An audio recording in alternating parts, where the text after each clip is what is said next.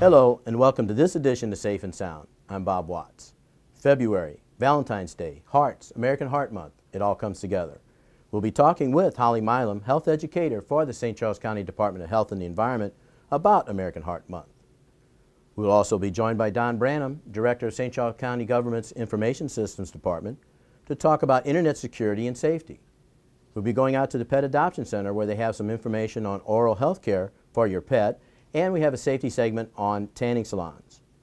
Marty Limpert, information officer for the St. Charles County Ambulance District, has some vital information on the importance of CPR, automatic defibrillators, and the Good Samaritan Law.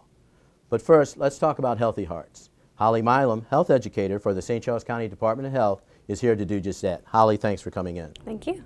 Hollie, tell us about American Heart Month and its objectives.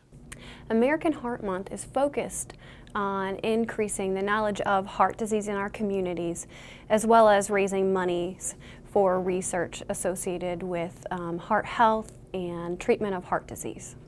Heart disease is still a big factor in the world today. It's been the #1 target for a long time. Where are we going with this education for heart disease?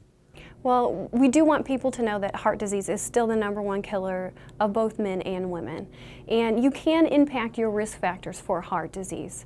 Some risk factors are, cannot be changed. For example, you can't impact your age, family history, as well as race. But you can have an impact on your risk for heart disease by changing your lifestyle factors. So as health educator in the county here, what kind of groups do you target and what do you take the education out to them? Well, we provide heart health education for community groups who are interested in education. So that would include school and community groups.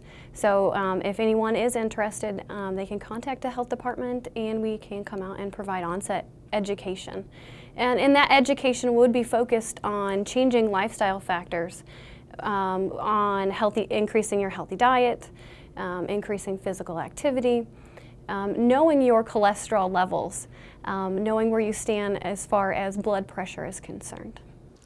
What if you were going to target a specific group that's would benefit the most from this education? What groups would you go to? Individuals who are 55 and older have a greater risk of heart disease, and especially those individuals who have a family history of heart disease. So any groups that are out there in the community, such as church groups that are out there or other groups interested, we would be happy to come out and provide that education.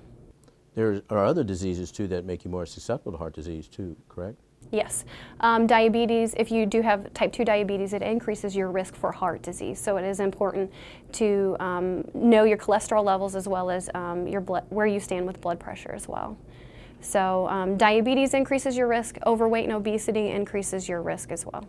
So it's all about the risk factors that some we control, some we can't control, but if you're shooting for the healthy lifestyle, it helps a lot. Absolutely, healthy lifestyle does impact your risk for heart disease. And one of the things that you can do is increase your healthy diet. So a focus on fruits and vegetables, a focus on increasing fiber in your diet by incorporating whole grains into your diet. Decreasing sodium intake as well would help to reduce your risk for heart disease. Where can someone go to get some further information on this? For more information on heart disease, you can contact the American Heart Association, and they have information on healthy diet as well as increasing your physical activity. Thanks, Hollie, for the information. From healthy hearts to healthy pets, let's go out to the Pet Adoption Center for some information on your pet's oral health. We're going to show you a couple of patients today to